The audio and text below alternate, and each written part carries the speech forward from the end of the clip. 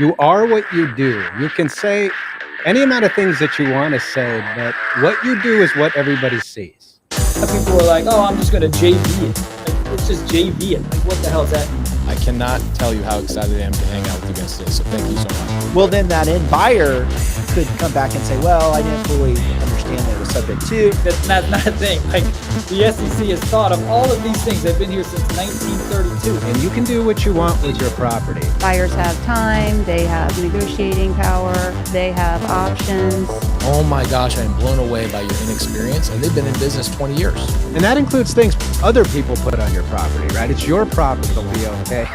Suddenly, Cousin Jimmy's in a lawsuit. A novation is replacing one contract or one obligation with another. Out with the old, in with the new. Yes.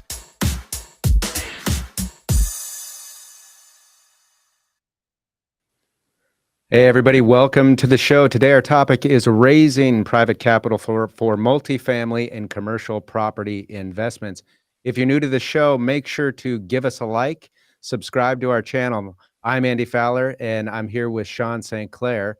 So if you enjoyed it and you enjoy the content that we provide, subscribe to our channel. Again, you can find us on Facebook, and you can find us on YouTube. On YouTube, we are at InRem Podcast. That is at InRem Podcast. With that, we're going to go to Sean, who has our legal update. Thank you, Andy. So my legal update today is a continuation of my What If series. And so I've been asking what if questions and then obviously providing the answers to those. So the what if question today is, what if a buyer of real estate dies after the purchase contract is fully executed, but prior to the close of escrow? So we've previously talked about what happens if a seller dies. And in this case, what happens if the buyer dies? So in the prior show, I discussed that if the seller dies, that the contract is still enforceable as to the seller's estate. But in this case, what happens if the roles are reversed and the seller is still alive, but the buyer has died? So what happens if the buyer's died? You have a purchase contract, but there's been no close of escrow. In that case, the contract is no more. You cannot force the buyer's heirs or the estate to perform under the purchase contract. Instead, the purchase contract goes away and the parties are no longer in any form of obligation. However, the buyer's estate could still perform on the contract. So when I say it's no more, I mean it's no more as to the buyer. But it is still could be enforced by the buyer's estate as to the seller. So that is what we call a voidable contract, meaning there's one party to the contract that has the right to void it, and it's not the seller. It's the buyer's estate that would have the right to void the contract, to declare the contract to be no more, to declare it unenforceable.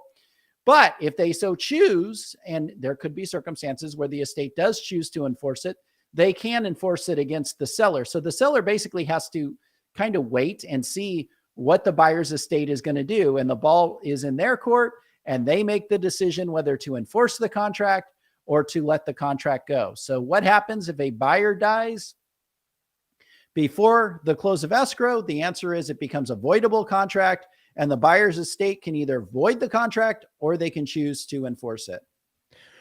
Sean, how much time or leeway do you think the buyer's estate has to decide whether they're going to continue with the contract or void it? Under most purchase contracts, so let's just talk the residential scenario. Under a residential contract scenario, they would have the up until there's some form of action that the buyer has to take to close it, is basically what you would be looking for. There is no provision in, say, the state residential real estate form here in Arizona, or purchase contract form here in Arizona, and I'm not aware of one in other states that actually says, hey, if the buyer dies, here's how long the estate has to make a decision. Actually, not a bad provision to add to a purchase contract, but nevertheless, it doesn't say that. So you basically are going up and just saying, close of escrow. If you don't close, then we send you as the seller, you send a cure notice, and then the buyer says, oh yeah, or the buyer's estate says, yeah, buyers died, we're not going to close. And then you don't have an enforceable contract at that point. So it's really a waiting game. Hopefully, if the buyer is represented by an agent and the estate is involved, that there's, some level of courtesy that's extended to, let the seller know one way or the other within some form of reasonable time frame. But contractually, they have basically until some condition upon the buyer's performance exists, whereby the estate would have to perform. Is it deemed at the point of death to be voided until such time as the estate decides to move forward with it? In other words, what is the law default to? Because there's going to be a closing date, there's going to be a cure notice, and assuming the estate just stays silent on it, and that's what it would be. It would basically, yeah. As to the seller, you have an enforceable contract till the buyer's estate basically makes their election. Okay, so absent an election, it's void. Correct. Gotcha. Very interesting. Good way to look at this from a different perspective than we looked at before. With that, let's get into some announcements and things to consider. In July, we're going to be bringing to you the Creative Finance Collective. That is something we want you to be watching for, and it's coming quick. We've mentioned it on a number of occasions, but what is the Creative Finance Collective? The Creative Finance Collective is what it sounds like, essentially a group or collection of professionals in the industry of creative finance, professionals that are working through the specifics, the nuances of creative finance from different angles and from different states, dealing with different laws. And it's our opportunity to get together and talk about what that is. But it's also an opportunity for you, the listener, the viewer, the investor, or maybe even attorney who wants to learn more about it, to be a part of it and interact. And there's a couple different ways that we're providing you the ability to interact. Sean, why don't you explain what the viewers' options are going to be as we roll out the Creative Finance Collective? Yeah, so the two options are going to be that you either attend through the live stream. And so you basically are watching it through a YouTube platform or a Facebook Live platform, and you can type in questions and chat and that type of thing. The other option, and it's limited by our software program that we use for the show, but you can also have a behind the scenes look at the show and watch it from behind the scenes through logging in through that link and basically be part of the studio audience, for lack of a better term, where you're actually even kind of watching as the sauce is made a little bit and figuring out what goes on behind the scenes. And then you can basically ask questions. So there's a way to private chat from behind the scenes to say, hey, I have a question. And then you can kind of state what that question is. And we can then call on you and even bring you forward, and you can actually be part of the show or part of the collective discussion, whereby we're going to, then answer your questions. So two options: basically have a more active participation role. And then the second option is just to watch it while it's being streamed online.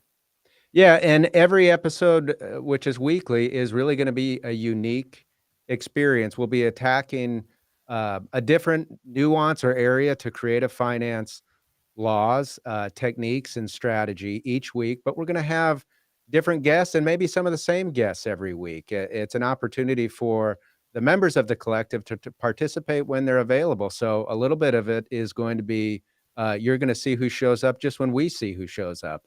And we think it's going to be a unique and dynamic experience. Can't wait to bring it to you and look forward to you all being a part of it. With that, let's go ahead and get into our show today. We're talking about specifically raising money for your multifamily and commercial properties. And this is really an important topic, and one that gets left undiscussed a lot of the times. We like to talk about how we can structure these real estate deals, how we prepare the contracts, what are important contract provisions.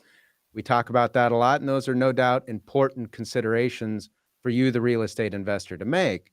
But it's also an important consideration for you, the real estate investor, to consider how you're bringing money to the deal, what you're doing to bring money to the deal, and to make sure that you are doing it appropriately, legally in whatever given state that you are. There's federal laws, as we are going to discuss, that are at play. So some of this matters irrespective of what state that you're going to be in. So we're going to talk about raising money for multifamily and commercial properties. And with us today to discuss this topic is attorney Nic McGrue. Nic is an attorney in California. Nic, thanks so much for joining us. We appreciate having you. Yes, thank you guys for having me. Very happy to be here. Yeah, so you're an attorney in California with Polymath Legal. Tell us about your practice, your law firm, what you do, and how you got into it. Yeah, so Polymath Legal has been around since 2010. At Polymath Legal, we help real estate investors lawfully raise capital to create generational wealth while also generating passive income. So we help them with the capital raise to where they can get the money that they need for the deal, but we also make sure that they're following and navigating the various securities laws around that. And so that's the primary area that we work in here. We do handle some real estate transactions as well. I'm licensed in California and Washington, and my associates are licensed in California. So that's the main areas where we do transactional real estate transactional work. But yeah, the securities and raising the capital, that's federal law. So with that, we have clients doing deals and raising capital for projects all across the country. So Nic, how did you fall into this kind of work? Was it by accident? Was it by love? How did that play out? I definitely wouldn't say love, but kind of fell into it. So early on in my career, I was doing more focusing kind of on real estate and business, all purely transactional, so no litigation. And I had one client being in Los Angeles. I had a client that had a movie script, and they said, "Hey, I've got this great script. I want to make this into a movie, but I need to raise capital." And so that was the first kind of syndication that I had done as for an entertainment project. Then I had another client that was a winery, and they were just needing some more capital to get things running and just to operate how they wanted to. And so that was the second syndication that I had done. And that was probably 3 years before I actually did my first pure real estate syndication. With that one, because I was focusing and primarily working in real estate, I had a client that had many single family homes, and they were complaining saying, "Look, I've got 25 single family homes. The management is just annoying and frustrating." And I said, "Well, you should think about potentially consolidating and selling those and getting one single 25 unit apartment building, so now your management is in one place." And they took that and come back a month or two later, and they said, "Yeah, I'm going to buy, I think it was like an 80 or 90 unit, and I'm going to need to raise some capital for that." And I said, "Well, this is very different, but let's see what we need to do and go from there." And so I said, "Oh, I've actually have done this type of stuff, not so much for real estate." And so that was kind of the first one that I did purely with real estate. And then that client liked it a lot. They did another one the next year, and then maybe two more the next year. And then I started kind of falling into that love you were mentioning earlier, in that I like that it was a very niche area. And so started kind of focusing more on that. And I'd say now, probably about the past 6 or 7 years, it makes up probably about 70% of the practice now. So you mentioned that you're also licensed and from Washington. Do you also practice and do this line of work in Washington as well, in addition to California? Yes, I do. I don't market heavily, but because I'm from there, I have friends and family that will market for me essentially, and also some friends and family that are developers. So I help them with a lot of their work, as well as any of the referrals that they give me as well. I also understand you're licensed as a real estate broker in California. Are you actively using your brokerage license as well, in addition to the practice of law? No, I'm not. I use it for my own properties that I acquire. It's helpful for that. And then just because I have it and I'm in this space, I just keep it maintained, but haven't actively used the broker's license for many years at this point. So are you also, obviously, if you've acquired your own properties, you're a real estate investor as well, or you have some real estate holdings. What kind of real estate investing are you mainly doing? Like buy and hold, fix and flip, wholesaling, anything, exotic? Nothing too exotic. When I tell clients, they say, "Are you do this yourself?" And I say, "Well, I have a few, mainly just single family that I buy and hold, and then I invest in other syndications and securities." So I say, I can see how much work this is, and I say I'm going to focus on the lawyer, and I'll let the pros in the real estate do that. So I'll make the money with law and then send that to the real estate pros to their projects and invest that way. That's kind of more so where I'm doing now. As far as my own projects and holdings, haven't had any other than my own personal home in the last few years at all. So Nick, let's get into talking about the topic at hand today. So we're talking about raising private capital for multifamily and commercial type properties. And let's just kind of start from the beginning here, because we've got a kind of a mixed bag of folks that watch the show as real estate investors. Some of them are heavy into residential investing or investing into residential real estate. Commercial and multifamily, I kind of think of multifamily as one of these things that you could maybe think of it as residential, but really a lot of times it's better to think of it as commercial. That's a whole different bag to consider and things to consider. How would you say or classify what are the differences between residential real estate versus multifamily real estate and commercial? Kind of the differences in investing that an investor needs to be aware of and look at. So I'd say the big thing is kind of what we're talking about now is the capital stack, how it's financed, particularly with the loans. The lending on a residential is going to be dramatically different than the lending on commercial. With residential, you're looking at comps and replacement value and things like that. Whereas with commercial, we're looking at what can this asset produce? How much money can it make? So even with that, a lot of clients that have told me, they say it's much easier to finance commercial and even more so large commercial than it is for smaller single family. And again, part of the reason for that is because with a single family, they're looking at my income and my ability to pay for this property. Whereas with commercial, they're looking at the asset's ability to pay for the property. Now, with that, obviously, they're not going to lend it to you solely on the asset. You're going to need to have your own collateral and the ability to pay that if it was necessary. But yeah, that's one big thing I'd say is very different, is that they're looking at the asset itself to pay for it and not so much you as the individual owner or operator. Does this dynamic that you're explaining with regard to commercial, is it the same for when we say multifamily residential or multifamily real estate? Does that really fall into the bucket of commercial and would be treated the same way from a lender's perspective and in terms of financing and what the property can produce? Yeah, and I'm glad you asked that, because I was going to hit on that when you mentioned it earlier. When we're talking commercial and residential, at least when I'm talking about it, I'm talking about it in the context of the capital and the lending, and not so much in the actual use. So multifamily, obviously it's used as residential, but its lending is going to be based upon commercial. Got it. So give us an idea about the due diligence that an investor usually needs to work through on multifamily and or commercial more generally. Yeah, so from the pure investor viewpoint that's looking at investing into this and somebody else is going to operate into it, one thing I'd say is know your operator, because if you're having a lot of questions before you invest and it's hard to get a hold of them or you're not getting very clear answers, you can assume that that's probably how they're going to treat you once you've invested as well. So you really do want to make sure that you know the operator well and that you have a good relationship with them and that you're kind of happy with the interactions, because you want to make sure that they're there. If you do have questions or things that come up once you've invested, you want to make sure you have somebody that you can reach out to. Another thing that you can do is you can do your own underwriting. And obviously, as an investor, or maybe not obviously, but most of us are not professional underwriters. But nonetheless, we can look at the city or town that it's in. We can do research as to what jobs are coming in or leaving. What are the trends of the real estate market in that specific area? And while again, that can never accurately predict exactly what's going to happen, it can give you good indicators.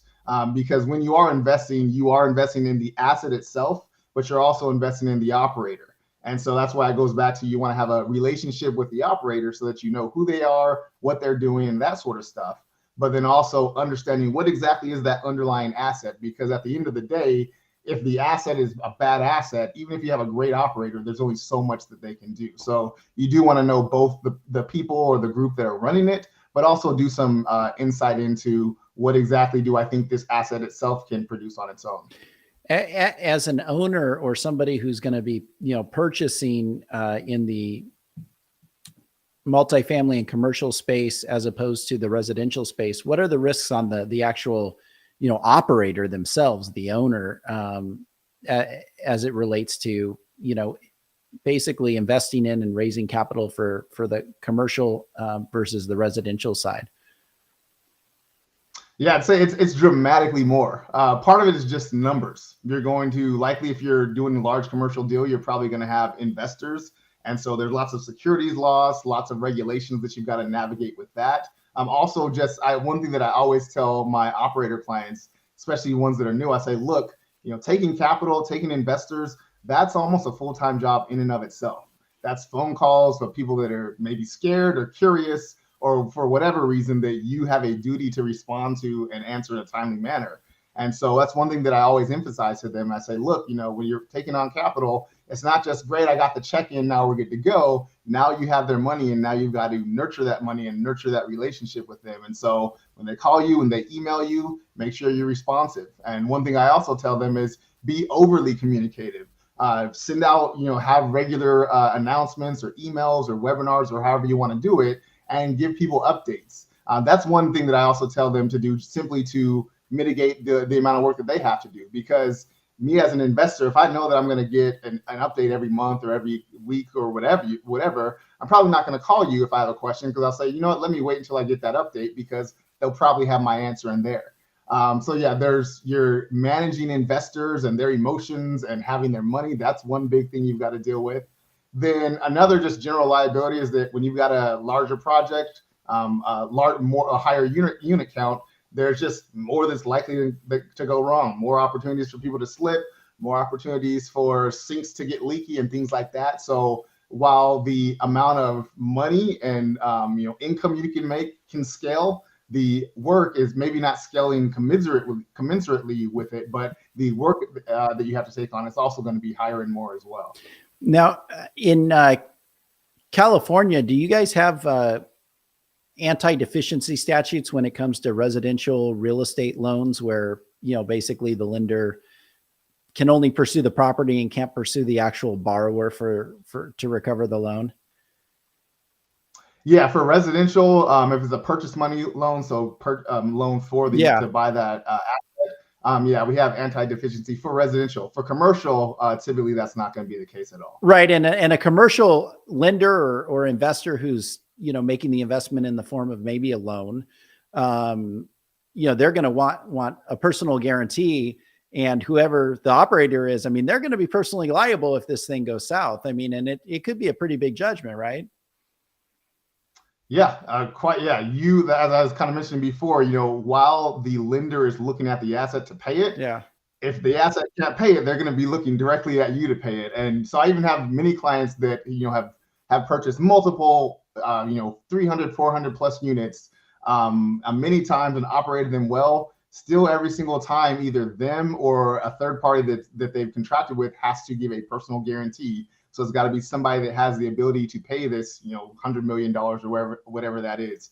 Because while they are looking at the asset to pay for it, at the end of the day, they just want to make sure that they are paid. And if the asset can't, then you, the operator, is going to be the one that they're looking at. It's interesting that you mentioned the communication aspect of this with operators as with respect to their investors. Like you, I presently just only do transactional work, but for over 15 years, I practiced litigation. Don't plan to go back, but I did. I practiced litigation.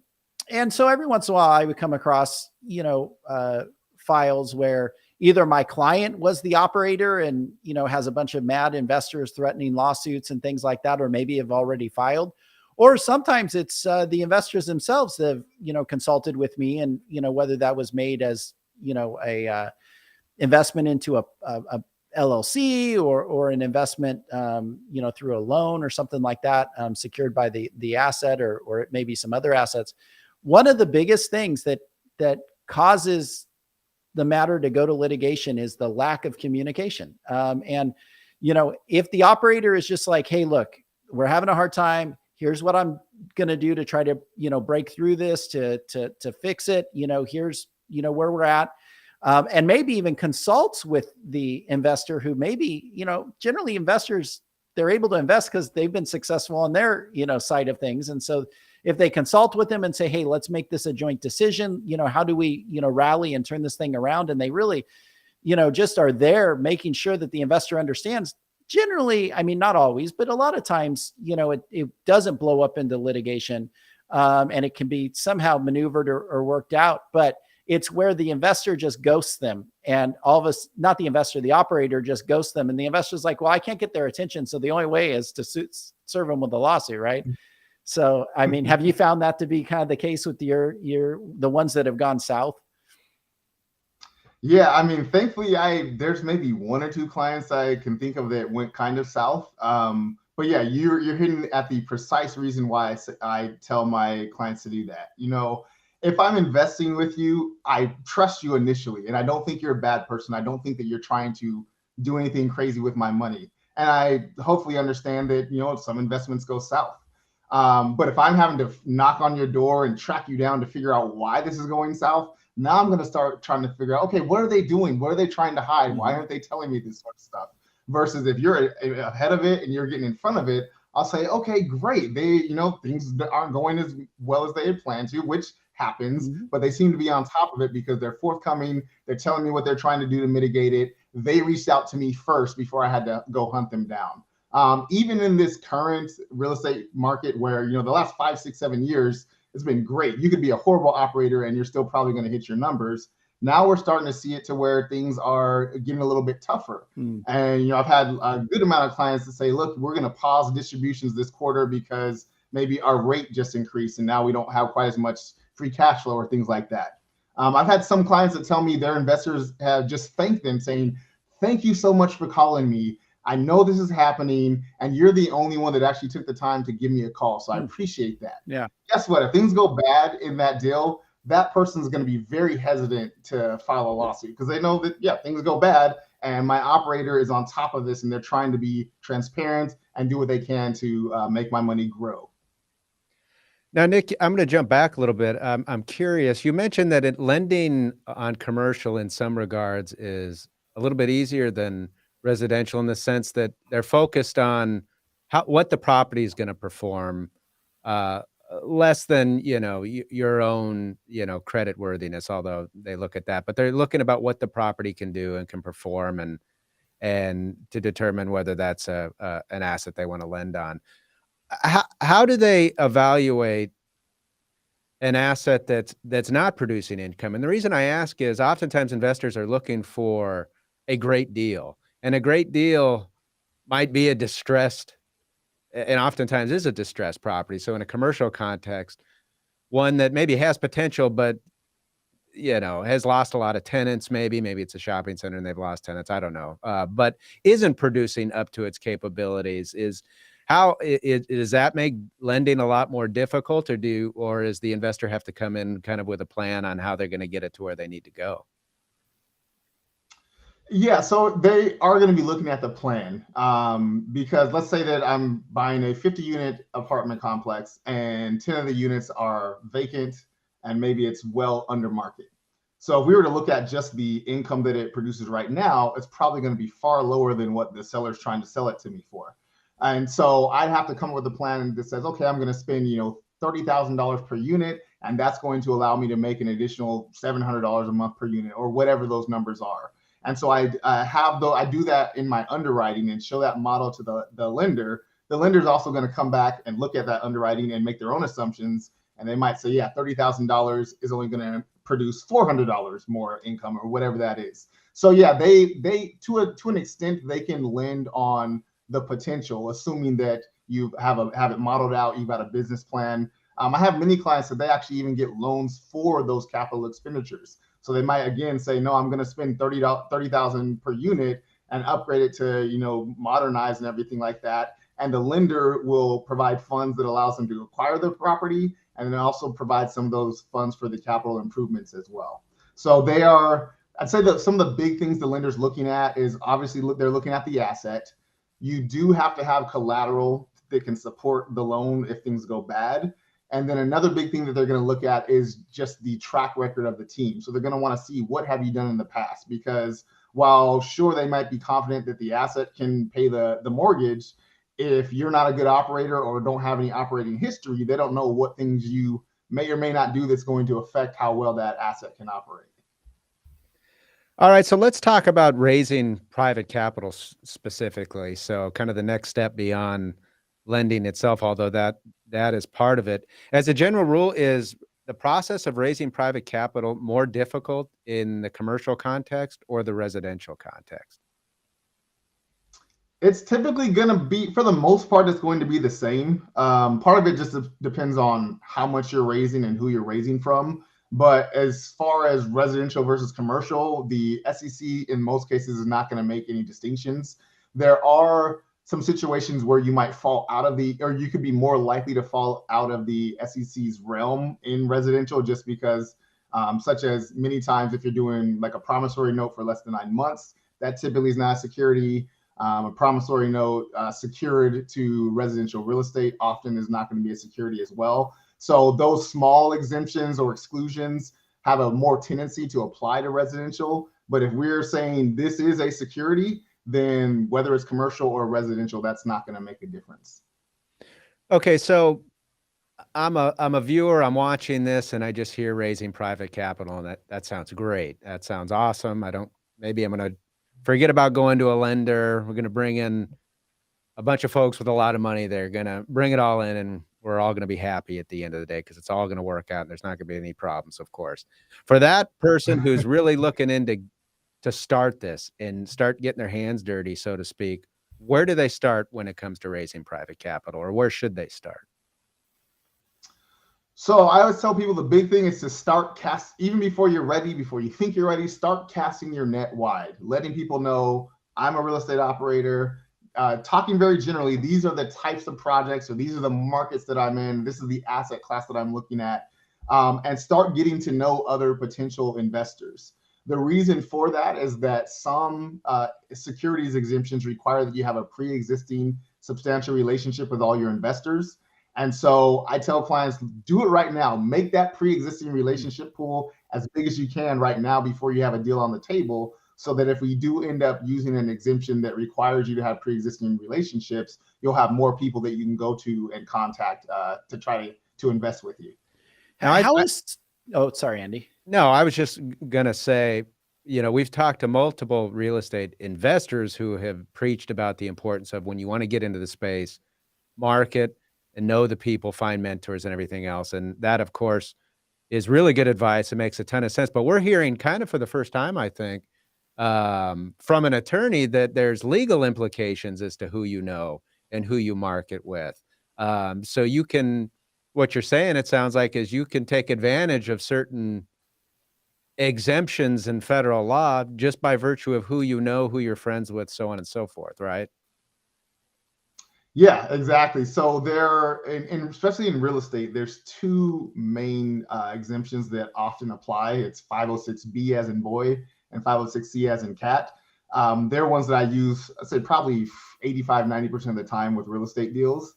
A 506B exemption, it allows you to raise an unlimited amount of capital from theoretically an unlimited number of investors, but you must have a pre-existing relationship with all of your investors, and only up to 35 of them can be unaccredited, meaning that they have a net worth that's less than $1 million, or sorry, accredited means that you have a net worth that's $1 million or more, excluding your primary residence, or as an individual, you make $200,000 or more the past 2 years and expect to make that much again. So we're talking high net worth or high income earners. So with 506B, you can have an unlimited number of accredited investors plus up to 35 unaccredited but sophisticated investors. But again, must have a pre-existing substantial relationship with every single one of those. So that's why I say at the onset, we don't know, are we going to do a 506B or 506C? So let's get a lot of pre-existing relationships before we have a deal on the table, so that if 506B is what we want to do, again, we've got that wider net to cast to. So how does social media play into these pre-existing relationships? Does, belonging to an investor group and, communicating with people within there establish that? Or does it have to be something more, tangible than just, communicating over, Instagram or Facebook or whatever, platform they're using? Wonderful question. So I'll start out with that the medium that you communicate over is not that consequential, but it is more than just, oh, we're in the same Facebook group, or oh, we're in the same mastermind group, and I maybe see you in the chat a few times. It's a pre-existing substantial relationship is what's necessary. Now, the SEC hasn't given us clear guidelines that says if you do this, then it's substantial. It's a bit gray. And so what I often tell clients to do is I say, look, we want to have 3 meetings with them. We have one meeting where you say, hey, my name's Nick. I'm a real estate investor. I'm operating in the Sun Belt looking for 50 to 100 units or whatever my buy box is. And just speak very generally, maybe talk about why I do it, why I like it, but not at all trying to sell, not at all trying to convince them. I'm just telling them about me and what my business does. Then we have another meeting, and that's when I start trying to figure out what's your investment experience or what's your income. So really what I'm trying to figure out, and I tell clients, we are in a strong position to say that our relationship is substantial if we know whether they are accredited or sophisticated and the reasons why. So that second meeting, I want to be talking about what types of investments they've done outside of your typical stocks and bonds. So have they done any alternative investments? What's their income like? What's their job? What's their educational background? So that I can be figuring out kind of, are they accredited? Are they sophisticated? What's their investment experience? Then that third one, that's when I can say, okay, now here's really what we do. Here's more of the types of deals. And for the next one, if you'd like to, I'd like to send it to you or potentially have you bet that. So that's what I tell clients to do. Now I will readily admit that it might be more conservative than what others do.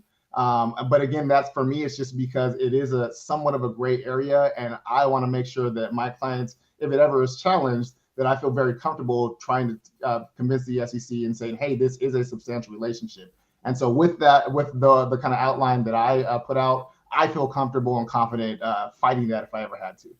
Do you like your clients to document those meetings, provide that evidence that, I'm thinking, for tax purposes, we document our business meetings all the time. We write on a receipt who we met with and those kind of things. But do you kind of preach an importance of doing that, or is it just kind of establishing on multiple occasions you've done this?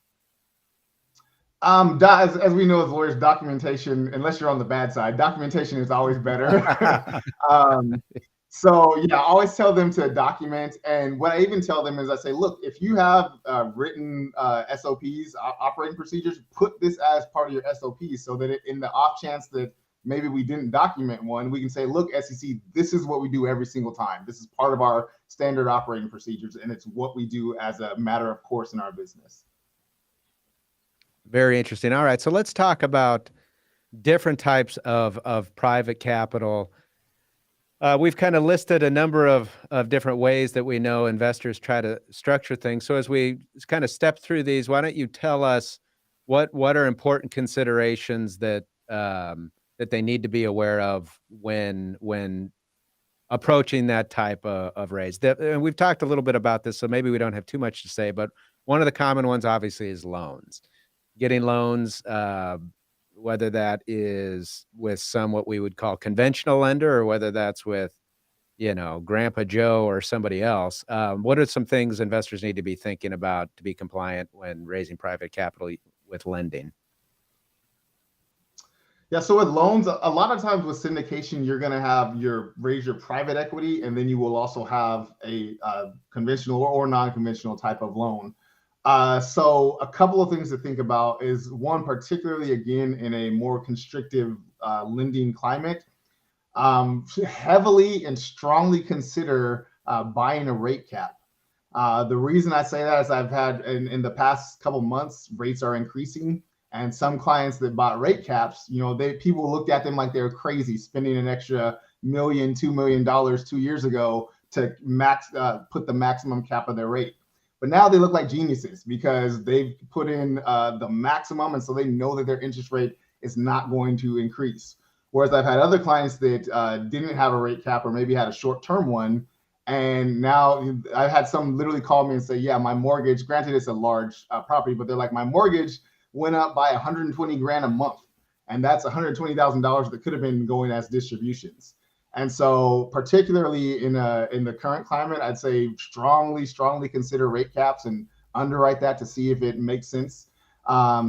Another thing to keep in mind, depending on the type of loan that you have, particularly if you're looking more at a private money group or pref equity group, a lot of times they call it pref equity, but it's often structured as a combination of equity and loan. But one of the big things to keep in mind is that those groups often are going to want to have the ability to take over the project if you're not hitting milestones and metrics. And so just keep that in mind, is because you could be the GP right now, the manager, but if you're not hitting your marks, then and you have pref equity or some other type of lending group, then they might have the authority to come in and manage it themselves, since in their opinion you're not managing it well for them. Interesting. Talk to us about LLC membership interests. I imagine that's got to be a pretty common one that you see. What are some things that investors need to watch out for and be prepared if they're going to structure it as a limited liability company with membership interest? Yeah, so from the investor viewpoint, I don't think it's so much something to be weary about, but just to know is that particularly in syndications and security offerings, the management team is going to have the majority, if not all, of the control. And so a lot of the documents that I draft for my operating clients, it essentially says that they have the sole authority to appoint managers. They have sole authority to vote in most areas. And in the few areas that the law says that everybody has to vote, we say, the management class holds 51% of the vote or 67% of the vote, which means you're going to lose every time, assuming that the managers are all on accord. So know that as an investor, you truly are, as a passive investor in an LLC, you truly are passive in that you're giving the money and you're going to have very little authority outside of that. One thing with that, though, regarding the passivity is that this is oversimplifying, but in most cases, if there's a passive investor involved, in most cases, that's going to be considered a security. And so if there's a security being sold, you either have to register that or have an exemption. And so I see a lot of situations where people say, oh yeah, it's not a syndication, it's not a security, I'm just investing into an LLC and this person's going to manage it. And I sit back and I say, well, you are investing into an LLC, but that is a security. And so if I have a client that's investing, I'd say, hey, you want to be careful about this because they're not technically following securities laws. And here's the thing that I tell all of my clients. I say, look, you're going to pay me a lot of money. We're going to make a lot of documents, all this sort of stuff. And we hope that we're going to file it away and never look at it again, because it doesn't matter until it does. All the stuff we're doing doesn't matter until there actually is an issue. And then it matters a whole lot. And so for that client who's thinking about passively investing into an LLC just as an LLC member without all the securities documentation, I say, look, this could go fine. This is not the way to do it, but it could go fine. But if things don't go well, then there could be a lot of issues, and your money could then be used to fight an SEC claim or a lawsuit or something like that. And that's money that could be coming back to your pocket that is now being used to correct the documentation that wasn't done properly at the on-front. Yeah, because normally it's just not one investor, right? So it's, your client is just one of maybe 30 or 40 people that are investing in this thing. And so if it's not done right, your client may be like, okay, well, I'm not going to fight it. Let's just figure it out. But some other investor may not have that same view. They get aggressive. They file an SEC complaint. Well, then the owner operator has all the investor money.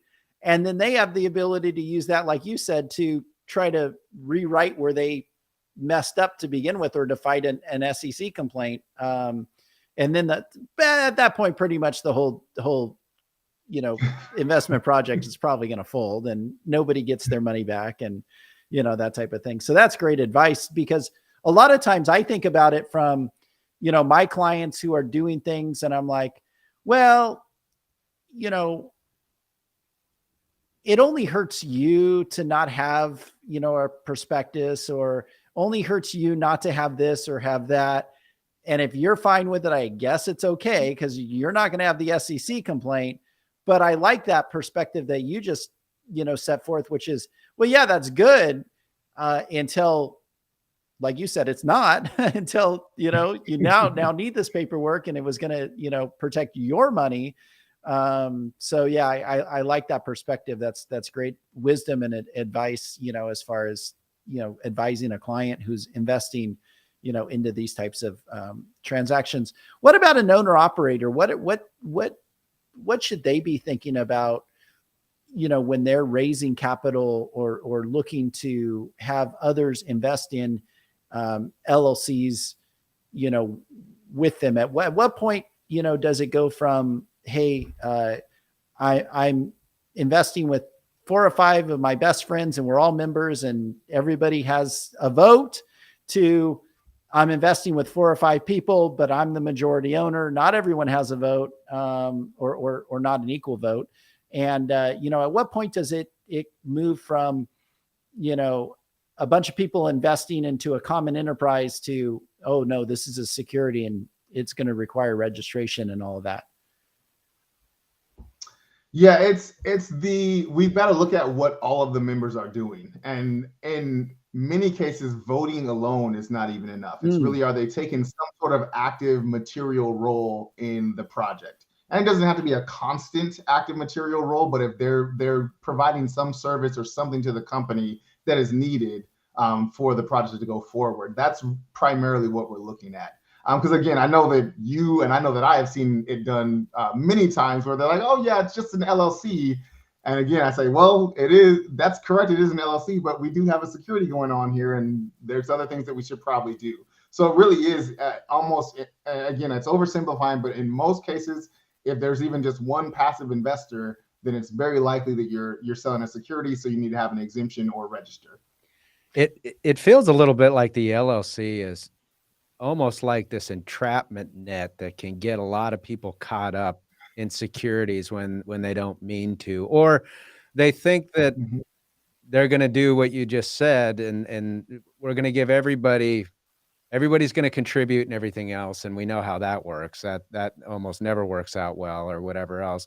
And in reality, a lot of these people bringing money to the deal don't want to do the work. They did work in a prior life, they made money, and they just want to sit back like they do with the stock market, put money in and let somebody else turn it into more and give it to them. And it's like, that's great, but let's just call it what it is, right? You're a passive investor, so let's just do it the way that we know it is and not call it something else.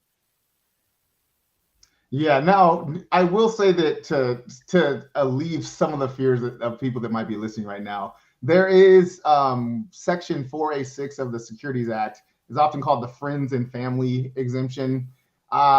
It's one that you can use, and that you could, if you're not doing it correctly, and it's a small group and it really is kind of friends and family, you could probably finagle your way into saying that you're fitting that. The reason that I don't like that one is that it has a lot of gray areas. But then 506B and 506C, those are safe harbors to 4A6, which are much more clear. So I'd say, look, let's just go the very clear route versus this could kind of work. Let's see if it maybe will sort of work kind of thing. So for people that are doing it maybe incorrectly or haven't kind of gone through all of this stuff, if it is a small knit group and they truly are friends and family and they're abreast of all the information, all the skeletons and all the information that you have, there might be some exemptions that could apply, even though they're ones that I wouldn't necessarily have a client use. It is something that could essentially save you if it became an issue. Let's talk about joint ventures, which is popular in the real estate investor space. And in fact, on our intro, Paul Vincent, who's an attorney that does, this type of work, some securities work as well, I'm just going to JV it, and I hear that from my clients all the time as well. We're just going to JV it. And so talk about joint ventures, and at what point, because a joint venture is a partnership. I mean, there's no getting around that. That's what it is. At what point does a joint venture, move to the area of securities? So again, I'd say our big guiding light is, the activity of what people are doing. Joint ventures often, in my opinion, you have more ways to kind of say you're outside of the security realm, just because, but at least a true joint venture, and the more typical ones is that we're saying, look, these 2 people or 3 people have various resources, skills, assets that they're bringing that are going to make this project go forward. And so if that's the case, then that's going to me, that'd be an active, somebody who's active, because there's something that they have, they're doing, that they possess, that they're bringing, that is needed for this product to be successful. And so that in most cases is going to be active, in which case you're not going to have yourselves a security. Now, I do see some where they say, oh yeah, we're just doing a joint venture, and you've got like 2 people running it, and then another 10 joint ventures that are just bringing in capital. And I say, that is not a joint venture, that's a security, regardless of what you call it. Right. It's a security. So Nick, what are the biggest pitfalls that you see to investors raising private capital? I really think it is kind of what we've been hitting on, is people not realizing when or if they are selling a security. I think you might have mentioned it earlier. Most people are not saying, oh, I'm selling security, let me just not follow the rules. It's more so people say, oh, I've got this idea, let me get some investors, let's get moving, not realizing that there's a whole lot of regulations around what they're trying to do. So I think the biggest pitfall, if you will, is just simply not knowing that they are selling a security. So assuming the investor gets a lawyer like they should on the front end of these deals and can identify, okay, what is it that I'm trying to get private capital, and now I've determined through consultation with my attorney or having done this enough times, this is a security, no ifs, ands, or buts about it. We're not going to screw around with this. So once they know it's a security, what do they need to do? So then you got to figure out, and most, especially in real estate, you're not going to register unless you're really trying to create a REIT. But if it's for a project, you're just not going to have the time to register. So if we know we're selling a security, then we say, okay, which exemptions can we comply with?